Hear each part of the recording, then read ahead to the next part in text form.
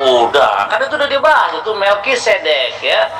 Kamu kan nggak tahu Hebrew ya. Melkisedek itu artinya Melek itu adalah raja, Sedek itu artinya benar. Jadi raja yang benar atau raja yang soleh ya. Siapakah dia? Kamu tanya aja tuh sama si kodok ya, yang sama-sama Kristen kayak kamu, yang namanya Netzarim sini ya. Akunnya Netzarim si kodok. Dia aja tahu itu adalah Nuh, anaknya Nuh ya. Jadi itu Melkisedek itu adalah Shem, anaknya Noah. Itu jadi dia bukan Yesus. Di mana Yesusnya? Jangan suka ngarang itu, jangan dengerin kata Paulus. Surat Paulus itu surat hoak, bukan ajaran, bukan firman Tuhan. Jangan dengar. Oh, kalau kamu mau menyalakan simbol sebagai tanda, ini Kristen banget ya. Yahudi tidak memandangnya seperti demikian. Yahudi memandangnya anggur dan roti itu ya, kita setiap Sabat juga memakan anggur dan roti ya. Di dalam kita RF Syabat untuk berkat roti kami mengucapkan baru kata Hashem Elohim Melech Olam Borei Minei Mezonot untuk roti. Untuk anggur pada Sabat kita mengucapkan baru kata Hashem Elohim Melech Olam Borei Perihara Gaven. Itu konteks asli pemahamannya, karena ini bukan kitab Kristen, sorry ya. Itu tadi Anda bilang Melkisedek menyembahkan beberapa hal untuk Abraham. Mana ayatnya? Malahan Abraham itu yang mempersembahkan sesuatu kepada Melkisedek. Anda merubah, membalik. Kalau saya bisa kasih ayatnya. Mana ayatnya? Melkisedek memberikan sesuatu kepada Abraham. Gitu loh. Anda ini memutarbalikkan fakta, masalahnya gitu. Jadi perlu dibantah. Anda mengikuti apa? Taurat yang mana? ya, terus kamu mau apakan Melkisedeknya? Mau diyesuskan? Itu saja poinnya dulu ya. Gak usah grogi ya. Ya, Melkisedeknya mau diapain? Mau dijadiin Yesus gitu? Ya, nggak bisa. Di dalam Torah itu tidak ada Yesus ya. Saya katakan sekali lagi, di dalam Torah dan di seluruh kitab Tanakh tidak ada Yesus, baik pun nubuatannya tidak ada. Jadi kamu mau apain Yesus ini? Jadi itu dulu, nggak usah bingung gitu. Yesus itu mau disamakan dengan Melkisedek ya, nggak ada di situ ayatnya ya. Nggak ada, kecuali di kitab kalian ya, apalagi itu bukan firman Tuhan. Jangan dibaca kitabnya Paulus, mah bukan firman Tuhan. Oke, saya terangkan kamu menurut pemahaman aslinya Yahudi. Karena ingat ya, Mazmur itu penulisnya bukan orang Kristen ya, tapi orang Yahudi. Bagaimana pemahaman Raja Daud ya terhadap Melkisedek ini? Mari kita kupas. Kali-kali saya bertanya dengan Anda memakai otoritas apa dulu gitu loh. Kok Anda lebih tinggi dibanding otoritas gereja ataupun otoritas paus di Vatikan gitu loh. Otoritas apa Anda gunakan gitu untuk membahas suatu kitab? Anda saja membalikan. Anda bilang katanya Melkisedek menyembahkan sesuatu untuk Abraham. Itu jelas salah. Abraham lah yang disokong oleh Melkisedek supaya menyambungkan ke garis keturunannya. Oke, dari mana saya dapat itu? Semua dari Alkitab. Alkitab mana perjanjian lama disambungkan, itu namanya nubuat. Lalu saya jelaskan ke kamu, dari mana bisa keturunan Daud yang menjadi imam. Itu semua ada di Alkitab. Makanya saya bilang baca Mazmur 110 ayat 4. Anda ini yang membolak-balikan fakta. Inilah Mazmur 110 ayat 4 menurut pemahaman aslinya. Baca dulu Ibrani 7 ayat 1 sampai 28 mengenai aturan-aturannya gitu loh. Siapa itu Melkisedek dan siapa lebih tinggi dari dia? Baca dulu gitu loh. Ibrani 7 ayat 1 sampai 28 dibaca dulu. Ini sama saja kamu blunder untuk diri kamu. Makanya tahu dulu sedikit, iya kan? Kenapa bisa keluar tuh Mazmur? Gitu loh, aturannya itu apa? Ada di situ. Aku nggak usah ulang, ada di depan kan, jadi ini terekam. Baca dulu, tunggu aku juga kasih lihat kamu, iya kan? Kitab aslinya, kamu tuh bukan kitab aslinya, kamu ganti, bisa jadi. Menurut pemahaman aslinya dari penulis Tehillim Muslim yang ada seorang Yahudi dan bukan seorang Kristen, ya pemahamannya demikian. Ayat yang berkata Ata kohen leolam at difrati malchi sedech, artinya you are a priest forever because of the speech of Melchizedek. Artinya engkau adalah imam selama-lamanya oleh karena perkataan Melchizedek, ya, bukan peraturan. Salah itu ya, lain terjemahinnya ya. Nah, di situ dikatakan adalah imam selama-lamanya oleh karena perkataan Melchizedek. Itu artinya adalah dari keturunan Melchizedek nanti, ya, kita tahu Melchizedek ini bukan seorang Israel, dia goim. Dari seorang Melchizedek ini, siapakah Melchizedek itu adalah Shem, anaknya Nuh. Itu semua scholar sudah tahu, semua Talmidin, murid Torah sudah tahu bahwa Melchizedek itu adalah Shem, anaknya Nuh. Nah, Nuh ini merupakan juga tongkat pembawa estafet Torah, ya, mulai dari Adam sudah diberikan Torah, ya, sudah ada Torah. Torah itu artinya instruksi atau pengajaran, ya.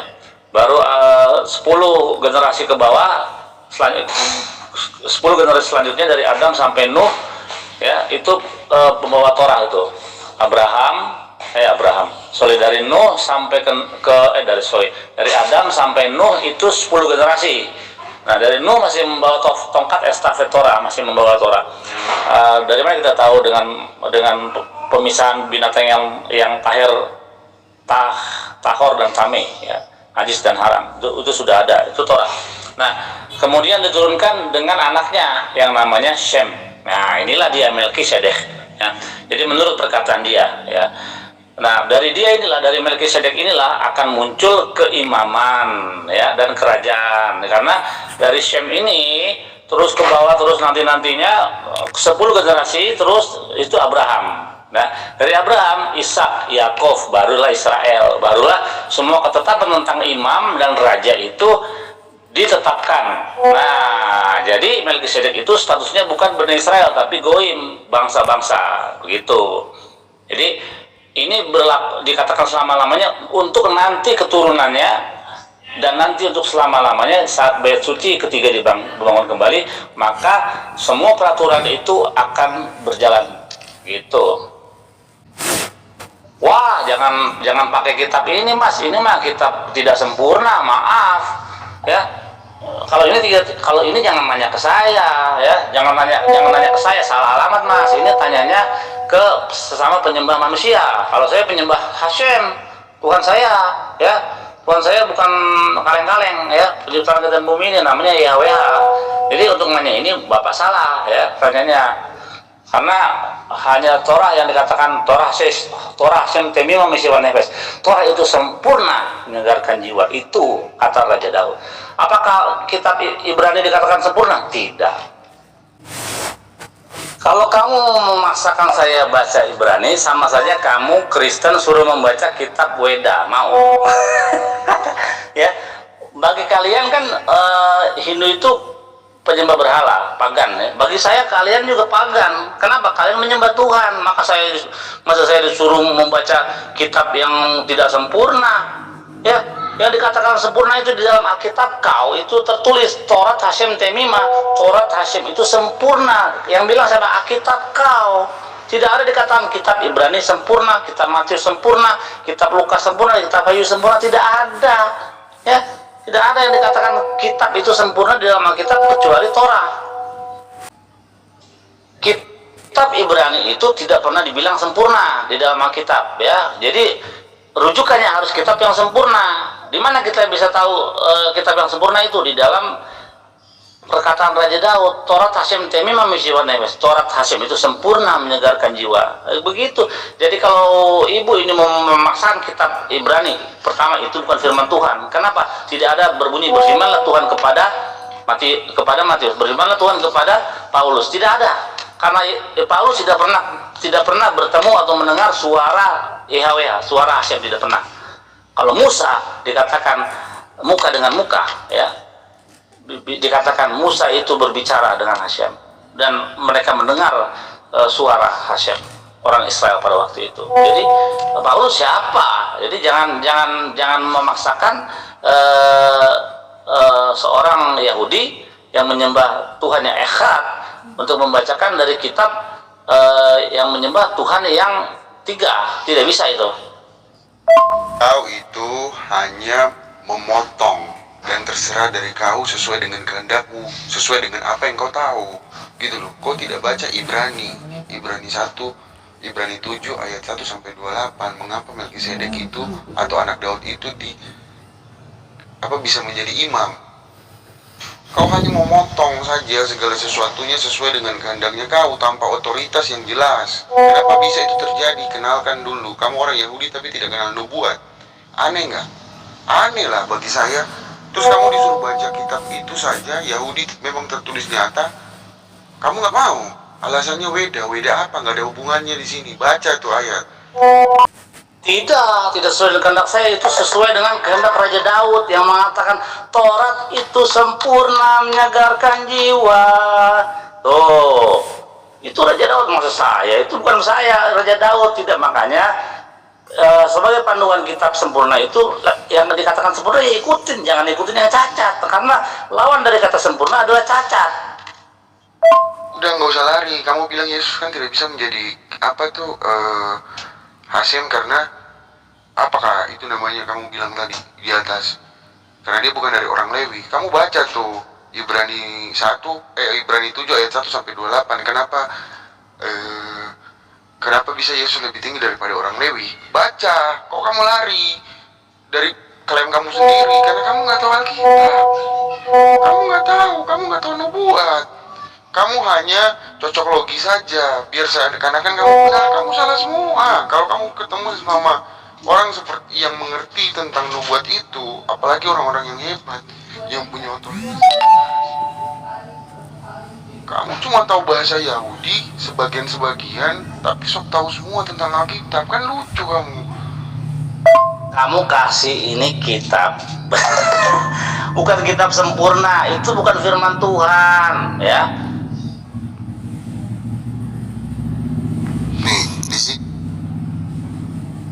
Nih Ibrani 71 sampai 28. Kamu harus jelaskan ini pilih 7 ayat 1 sampai 28. Nih di sini Billy, kamu harus jelaskan ini pilih 7 ayat 1 sampai 28.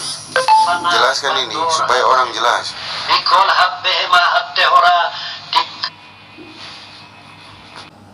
Kamu kasih ini kitab bukan kitab sempurna, itu bukan firman Tuhan, ya. Itu bukan firman Tuhan. Kamu salah alamat, ya. Itu bukan firman Tuhan. Uang dibakar kok itu di sini. Taruhnya aja di WC itu, di WC saya. Kalau mau berak saya taruh di WC saya itu, ya. Kenapa? Ya tidak sempurna. Ngapain? Cuman kalau mau berak dibaca supaya peredaran otot kita itu di bagian bawah itu bisa renggang. Jadi saya baca itu. Terus saya dalam membacanya kaget-kaget. Jadi sorry, itu tidak sempurna. Kalau kitab sempurna, waduh nggak berani saya bacanya di WC. Nah ini kamu salah lagi. Saya tidak pernah bilang Yesus tidak bisa menjadi Hasem karena dia itu bukan Lewi. Ini anak nih sehat, itu sehat, ya. Anda salah lagi nih, ya. Yang saya bilang Yesus tidak bisa menjadi imam karena bukan dari Lewi. Kalau dibilang Yesus tidak bisa menjadi Hasem, ya memang, ya. Tapi tidak pernah dikatakan bukan karena Lewi atau tidak Lewinya. Ini kamu salah paham lagi, salah lagi. Kenapa kamu malah bicara itu kitab tidak sempurna? Siapa yang suruh kamu bilang itu kitab sempurna? Nggak ada hubungannya. Hubungannya adalah apa kau menipu atau tidak, gitu loh. Apa kau sok tahu atau tidak? Kita mau tahunya soal itu. Tidak ada yang peduli. Kamu mau bilang itu sempurna atau tidak, terserah kamu. Saya cuma mau bongkar bahwa kamu tuh penipu, gitu loh. Kamu penipu sepanjang zaman di grup ini. Kamu sok tahu sekali, gitu loh. Nggak tahu tentang nubuat saja kamu sok-sok mulu. Itu semua kitab di dalam Alkitab. Mau perjanjian lama, perjanjian baru berhubungan satu sama lain. Kamu tuh nggak punya ilmu apa-apa, gitu loh. Tapi kamu sok tahu. Yesus nggak bisa jadi ini karena dia bukan orang Lewi. Itu kan lucu namanya. Kamu nggak baca Ibrani 1, Ibrani 7 1 sampai 24. Nggak tahu soal itu, jangan bacot gitu loh. Berarti kamu penipu. Siapa yang suruh kamu mau? Kamu tidak punya otoritas bilang itu benar atau salah.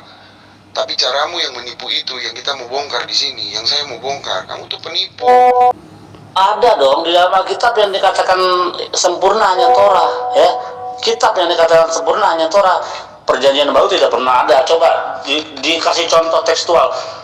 Matius sempurna, Ibrani sempurna, Filipi sempurna, Roma sempurna, Wahyu sempurna, nggak ada, ya. Tapi dikatakan Torah Hashem Temim Misbanewes, Torah itu sempurna, itu ada secara tekstual proof begitu. Jadi untuk belajar itu harus dari yang sempurna, jangan dari yang tidak sempurna. Oke, saya akan memberikan bukti di mana LAI salah lagi menerjemahkan di dalam Mazmur 110. Saya baru saja mendapatkannya setelah saya memeriksa di dalam bahasa aslinya, ya. Mari kita uji. Gak usah lari dulu, gak usah takut, santai aja. Sekarang saya mau tanya dengan kamu. Kamu sudah baca Ibrani 7 1 sampai 24? Sudah baca belum? Gitu loh. Jadi pemikiran kamu tentang Yesus tidak bisa jadi imam karena dia bukan dari keturunan Lewi sudah terbantahkan atau belum? Gitu loh, jangan lari dulu. Ayo kita bahas soal itu. Gitu, jangan lari dari konteks itu. Kan kamu dari tadi ngomong Yesus tidak mungkin menjadi imam orang Yahudi kalau dia bukan orang Lewi, dari Lewi. Terus Daud, keturunan Daud itu apa? Makanya baca dulu. Kamu bicara tentang Melkisedek saja kamu ngomongnya ngoceh, tidak jelas. Melkisedek yang menyembahkan sesuatu kepada Abraham. Melkisedek itu orang yang menyokong Abraham untuk bisa menjadi satu dengan bangsa Israel. Oke? Oh, gampang, ini sudah sering didebatkan di dalam grup-grup oleh saya dan Kusnadi, yang akhirnya dia sudah kembali ke jalan yang benar, ya, Kusnadi. Di situ secara tekstual proof di ayat 1 dikatakan Hashem, ya, menampakkan diri kepada Abraham, tapi tidak dikatakan Hashem menampakkan wujud rupa, tidak, ya. Hashem menampakkan diri kepada siapa saja? Kepada Salomo dia menampakkan dirinya di dalam mimpi, ya. Kepada nabi-nabi dia menampakkan dirinya lewat penglihatan, vision, ya. Oke. Ya, kepada Bileam dia menampakkan dirinya lewat penglihatan, walaupun Bileam matanya terbuka dengan jelas, tapi dia melihat semua itu seperti antara mimpi dan tidak, tapi dia tidak tidur, matanya terbuka katanya di situ. Nah, di dalam kisah Abraham ini, ya, tidak dijelaskan bahwa Hashem itu menampakkan diri kepada Abraham dalam rupa wujud, tidak. Oke. Nah, kenapa demikian?